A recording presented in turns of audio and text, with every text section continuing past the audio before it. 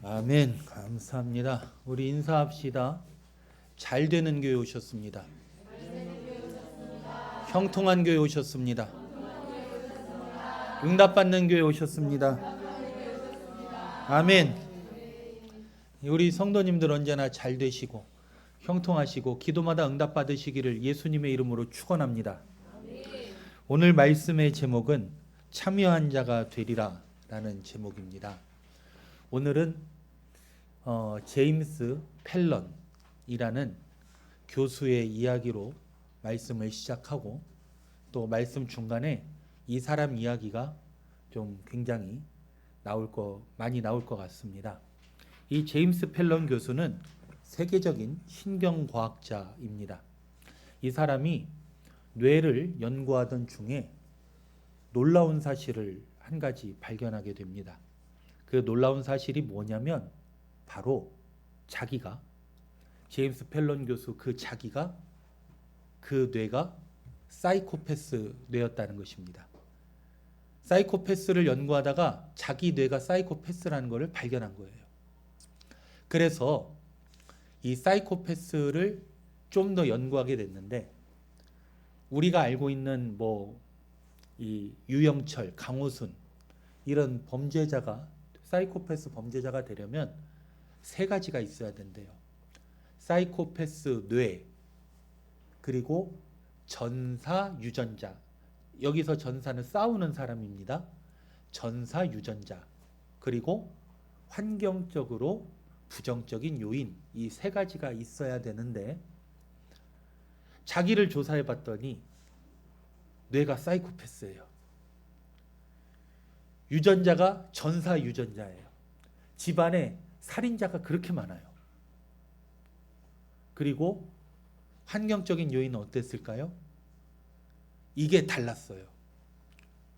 부모가 아들이 사이코패스 성향까지는 모르지만 독특하다는 걸 알고 비난하거나 자식을 원망하지 않고 이 자녀를 올바르게 키우기 위해서 부모가 열심히 했어요. 여기서 이 사람이 범죄자가 되지 않고 세계적인 과학자가 됐다는 거죠. 저는 오늘 말씀에서 세 가지를 말하려고 해요. 첫 번째는 오늘 12절을 보면 형제들아 너희는 삼가 혹 너희 중에 누가 믿지 아니하는 악한 마음을 품고 살아계신 하나님에게서 떨어질까 조심할 것이요 라고 말을 합니다. 악한 마음을 품으면 하나님과 멀어집니다. 악한 마음은 무엇이냐? 하나님을 떠난 인간이 가지고 있는 마음입니다. 쉽게 말하면 고장나버린 마음입니다. 마음이 고장났어요. 부서졌어요. 하나님을 싫어해요. 그런데 반대로 말하면 하나님과 동행하면 이 고장난 마음이 효력을 발휘하지 못합니다. 고장난 상태로 나쁜 모습을 보여주는 것이 아니라 내가 하나님과 동행하고 하나님을 붙잡으면 이 고장난 마음이 나타나지 않는다는 얘기입니다. 우리 서두에 말한 그 제임스 펠런 교수의 예를 잠시 들자면 사이코패스 뇌를 가졌다 그랬죠? 이 고장난 뇌예요. 이 앞에 전두엽이라 그러죠? 여기가 사진을 찍어보면 잘 안 움직여요. 이 사람도. 그런데 어렸을 때 부모님과 함께하는 시간이 그렇게 많았대요. 어머니는 올바른 거를 가르쳐주고 아버지는, 여기 아버님들 잘 들으세요. 특히 아들의 성향이 좋은 성향이 되려면 아버지하고 많이 놀아야 된대요. 낚시를 가던 그냥 이 길을 걷던 얘기를 많이 하던 할 말 없으면 안고 다니던 아버지랑 많이 붙어 있으면 아이가 자기도 모르게 사회적인 사람으로 자꾸만 바뀐답니다. 엄마는 잘 가르쳤고 아버지는 낚시도 데리고 다니고 우리로 따지면 트레이더스도 한 바퀴 돌고 막 이런 거죠. 그래서 원래 이 사이코패스는 남을 이해하지 못해요. 남이 울고 있으면 아이고 왜 울까, 슬픈가 보다, 무슨 일 있나, 이렇게 일반인들은 생각하는데 이 사이코패스 같은 경우는 울고 있는데 가가지고 어유 옷 너무 이쁘다, 어디서 샀어? 막 이렇게 물어보는 그런 건데, 그런 나쁜 뇌를 가졌어도 부모와 함께하면 이게 바뀌어버린다고 그래요. 감정적으로는 모르지만 여기선 내가 도와줘야 되는구나, 여기선 내가 울어줘야 되는구나, 이거를 알게 된다고 합니다.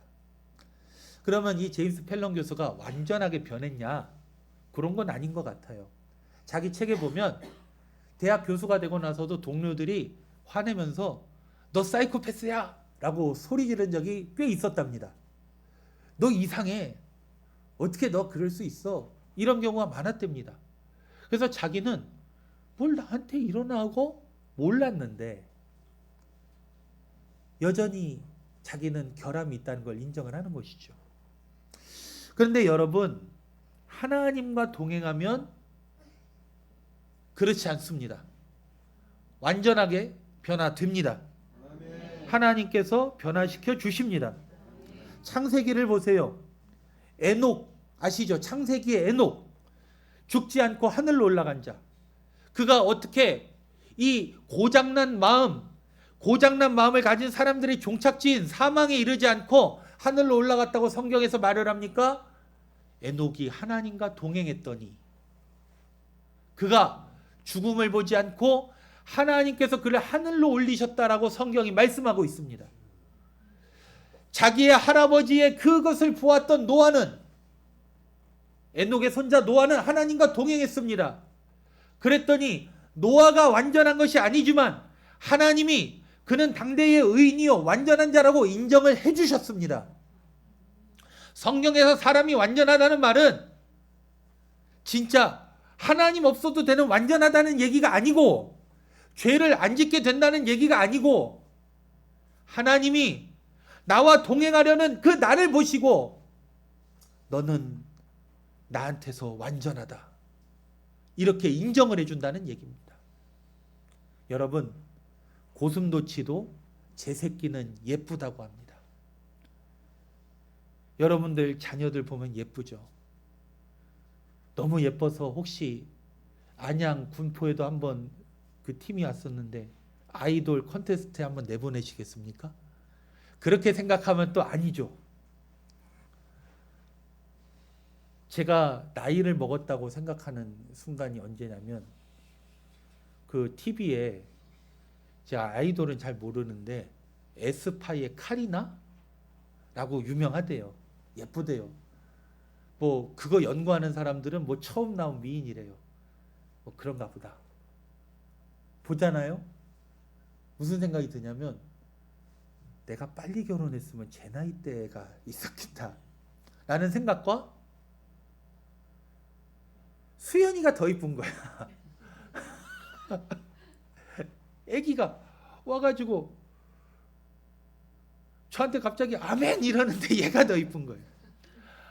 우리 무슨 가리나는 뭐 춤에 최고고 노래도 되고 뭐도 되고 하는데 모르겠어요. 하나님이 나를 완전하다고 보고 있어요. 왜요? 하나님의 자녀이니까요.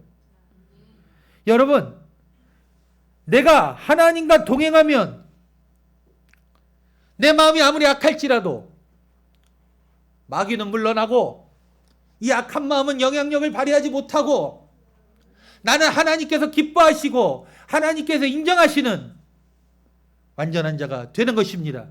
아멘. 믿으시기를 바랍니다. 아멘. 하나님과 동행하시기를 예수님의 이름으로 축원합니다. 아멘. 두 번째로 우리 13절을 보면, 13절은 한번 우리 같이 읽어봅시다. 시작. 오늘이라 일컫는 동안에 매일 피차 범면하여 너희 중에 누구든지 죄 유혹으로 완고하게 되지 않도록 하라. 아멘.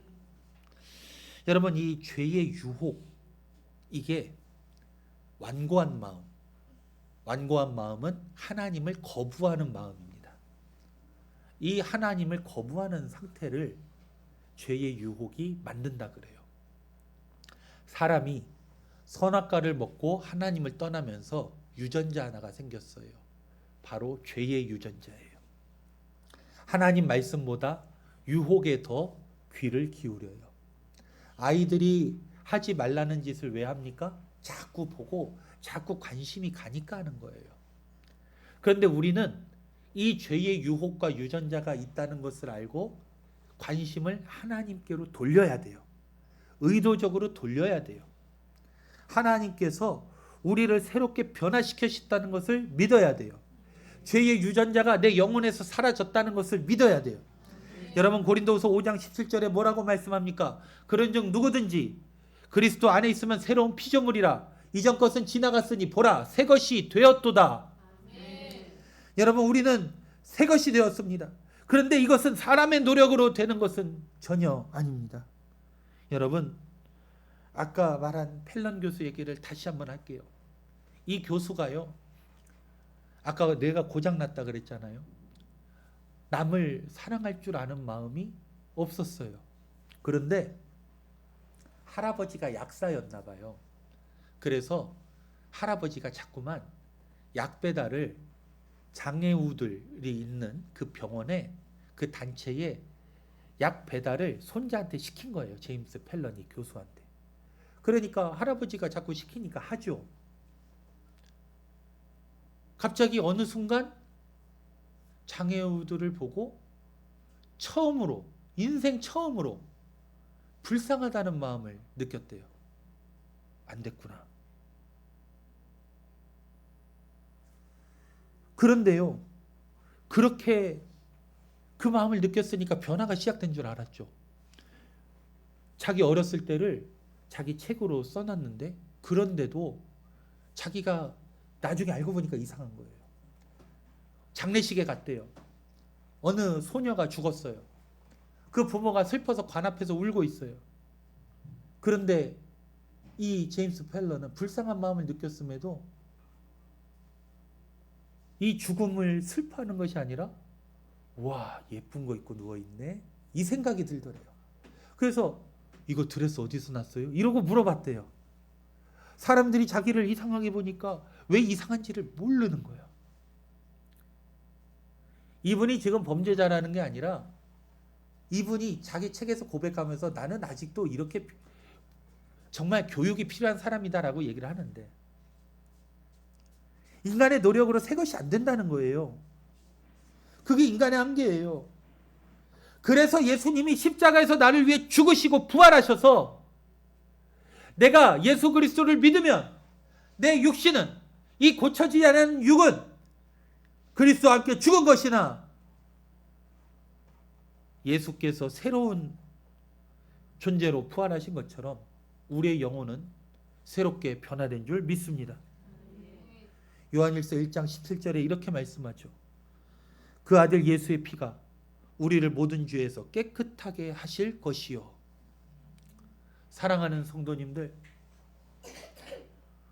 이 몸을 성경은 장막이라 그래요. 고린도서 5장 1절을 보면 하늘에 있는 영원한 집이 우리에게 있는 줄 아느니라 이렇게 말씀을 해요. 이 집이 우리가 천국에서 어디 집 짓고 산다는 얘기가 아니고 지금 우리가 사는 집은 이 육신이라는 얘기예요. 근데 이 육신은 어때요? 늙어요. 썩어져요. 없어져요. 제가 저번 주에만 장례식을 2번 갔다 왔어요.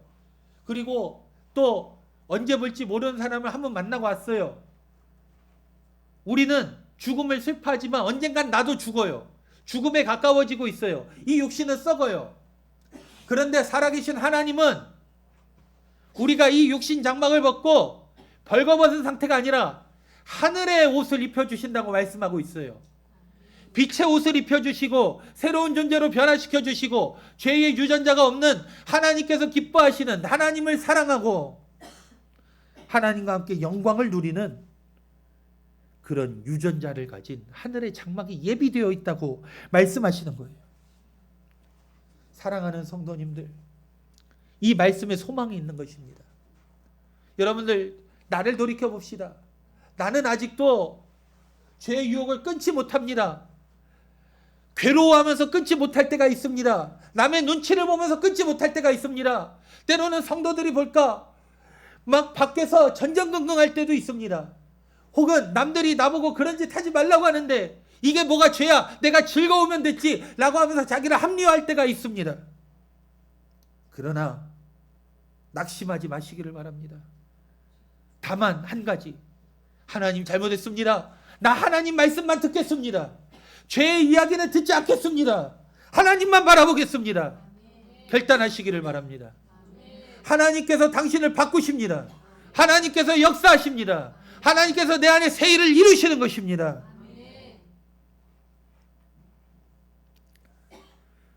우리 마지막으로 14절을 보면 14절을 같이 한번 읽어봅시다. 시작. 우리가 시작할 때 확신한 것을 끝까지 견고히 잡고 있으면 그리스도와 함께 참여한 자가 되리라. 아멘. 그리스도와 함께 참여한 자가 되리라. 여러분, 이 참여한다는 말은 어디 단체에 소속됐다, 일을 같이 한다는 정도의 이야기가 아닙니다. 그 단체와 맞는 성품을 가지게 된다, 여기까지 나아가는 얘기가 여기서 참여한다는 이야기입니다.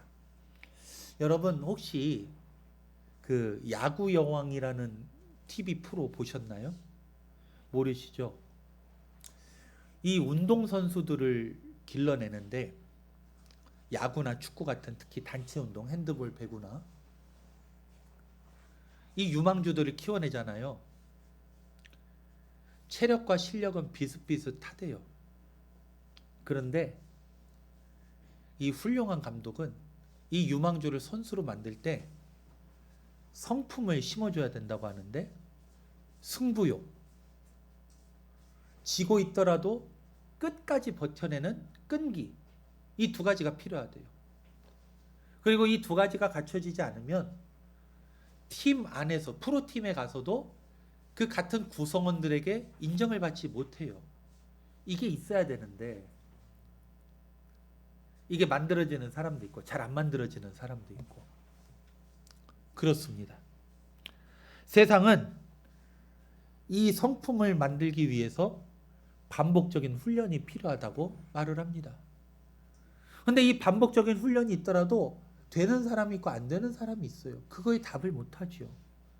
그런데 성경은 이러한 성품, 말하자면 거룩한 성품, 하나님 앞에 겸손하고 주님을 사랑하고 예수님을 닮아가려는 이 성품을 우리의 노력으로 만드는 것이 아니라 성령께서 우리를 변화시켜 주신다고 합니다. 문제는 아까도 말했지만 내가 성령님의 이야기를 듣고 따라가려고 하느냐, 성령님이 코치하는데 귀를 닫아버리느냐, 이 차이에 있는 것입니다. 순종하면 바꾸어 주십니다. 순종하면 바꾸어 주십니다. 여러분, 마음에는 두 가지 이야기가 있는 거예요. 로마서의 말씀대로 육신의 이야기가 있는 거예요. 근데 그거에 나는 어쩔 수 없이 여기에 넘어간다, 하게 된다, 이러지 말고 한 번쯤은 조용히 해! 떠들지 마! 나는 하나님 말을 들을 거야 라고 한번 속에서 외쳐야 돼요. 선포해야 돼요.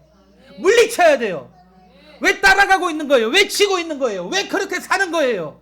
내 자신이 부끄럽고 불쌍하지도 않습니까? 그것에 분노해서라도 한 번쯤은 이 육신의 소리에 소리를 질러야 돼요. 뿌리쳐버려야 돼요. 성령님, 제발 나 좀 불쌍히 여겨주세요. 성령님의 말만 듣게 해주세요. 나를 바꿔주세요. 부르짖어야 돼요. 한 번쯤 눈물을 흘려야 돼요. 한 번쯤 몸부림을 쳐야 돼요. 한 번쯤 그것 때문에 괴로워서 잠을 못 자고 머리가 아프고 시달리고 가슴이 무겁고 주님 앞에 매달려야 돼요. 우리 안에 살아계신 성령님은 말할 수 없는 탄식으로 우리를 위해서 기도하고 계십니다. 우리를 위해 눈물을 흘리고 계십니다. 우리가 그 말씀을 듣고 주의 뜻대로 살 수 있기를 간절히 기도하고 계십니다. 우리 내 안에 계신 살아계신 성령님께 우리 시간 찬양 한번 부릅시다. 살아계신 성령님 날 붙드소서.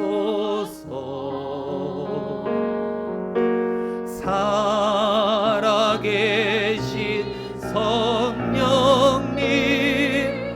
날 살피소서.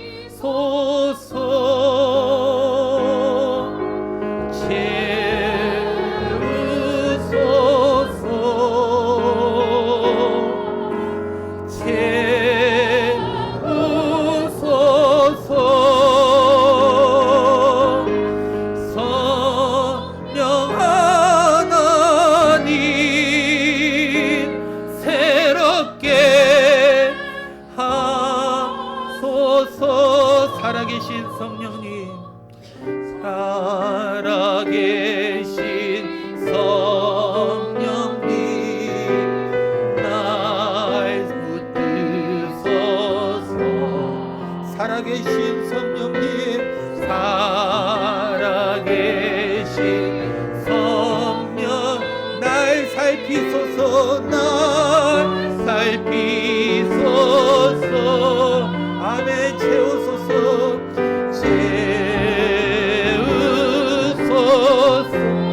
채우소서. 채우소서. 성령 하나님, 성령 하나님 새롭게 하소서. 새롭게 하소서. 채우소서.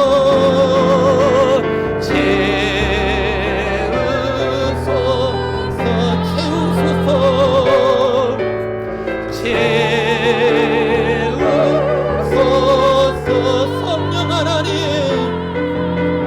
성령 하나님 새롭게 하소서. 새롭게 하소서.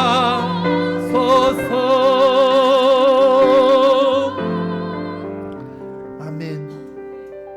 살아계신 성령님은 나를 변화시켜 주십니다. 내 속사람을 변화시켜 주십니다. 고린도후서 4장 16절의 말씀처럼 그러므로 우리가 낙심하지 아니하노니 우리의 겉사람은 낡아지나 우리의 속사람은 날로 강건해지는도다. 하나님은 나를 날로 변화시켜 주시는 것입니다. 그러니 우리 하나님을 따라갑시다. 하나님이 나를 바꾸고 있는 줄 믿읍시다. 하나님께 순종합시다. 하나님을 따라가기로 결단합시다. 하나님의 뜻에 더욱더 참여합시다. 하나님께 봉사합시다. 하나님을 따라갑시다. 하나님께 충성합시다. 살아계신 아버지 하나님,